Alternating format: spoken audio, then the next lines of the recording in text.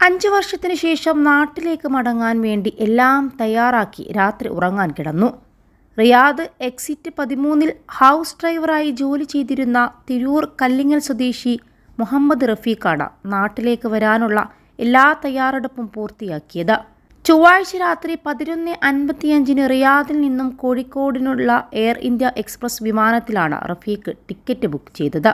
പോകുന്ന ദിവസം രാവിലെ ചില സുഹൃത്തുക്കൾ ഫോണിൽ ബന്ധപ്പെട്ടു. ഫോൺ എടുക്കാതായപ്പോഴാണ് സുഹൃത്തുക്കൾ മുറിയിൽ വന്ന് നോക്കിയത്.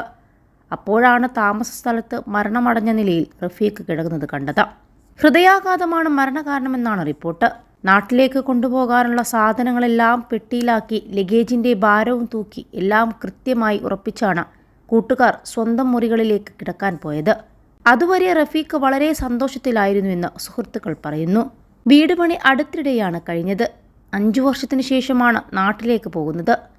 ഭാര്യയെയും മക്കളെയും ഉമ്മയെയും ഞെട്ടിച്ചുകൊണ്ടുവേണം എനിക്ക് നാട്ടിലേക്ക് പോകാനെന്ന് എപ്പോഴും റഫീഖ് പറയുമായിരുന്നുവെന്ന് സുഹൃത്തുക്കൾ പറയും. സമയം കിട്ടുമ്പോഴൊക്കെ വീട്ടിലുള്ളവരെ ഫോണിൽ വിളിക്കും. നാട്ടിൽ പോകുന്നത് ആരും അറിയാതെ ഇരിക്കുന്നതിൻ്റെ സന്തോഷത്തിലായിരുന്നു റഫീഖ്. എല്ലാവരെയും ഞെട്ടിക്കാനാണ് തൻ്റെ പ്ലാൻ എന്ന് എപ്പോഴും സുഹൃത്തുക്കളോട് പറയുമായിരുന്നു. 21 ലക്ഷത്തോളം സന്തുഷ്ടരായ ഉപഭോക്താക്കളും 2 ലക്ഷത്തോളം തിമിര ശസ്ത്രക്രിയകളും പൂർത്തിയാക്കിയ മലബാറിലെ ഏക കണ്ണാശുപത്രി Al Salama high hospital, hospital road, Perinthalmanna. രാത്രി വൈകിയും റൂമിൽ എല്ലാവരോടും സ്നേഹ സംഭാഷണങ്ങൾ നടത്തിയിരുന്നു. പുലർച്ചെയുള്ള വിമാനത്തിൽ കയറാൻ വേണ്ടി തയ്യാറായിരിക്കുമ്പോഴാണ് മരണം സംഭവിക്കുന്നത്. കോവിഡ് കാലത്ത് ജോലി പോയി. അതോടെ നാട്ടിൽ പോകാൻ സാധിച്ചില്ല. പിന്നീട് മറ്റൊരു സ്പോൺസറുടെ കീഴിൽ ജോലി കിട്ടി അവിടേക്ക് മാറി.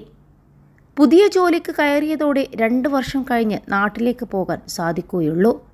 പിന്നീട് അവിടെ നിന്നും അവധിയെടുക്കാനും ഒന്നും സാധിച്ചില്ല. വിസയുടെ മാറ്റം, സ്പോൺസർ മാറ്റം എല്ലാം കഴിഞ്ഞപ്പോൾ 5 വർഷം കടന്നുപോയി. ഇപ്പോഴുള്ള ജോലി ഉപേക്ഷിച്ച് നാട്ടിൽ പോയി പുതിയ വിസയിൽ തിരിച്ചു വരാനായിരുന്നു റഫീഖിൻ്റെ പ്ലാൻ.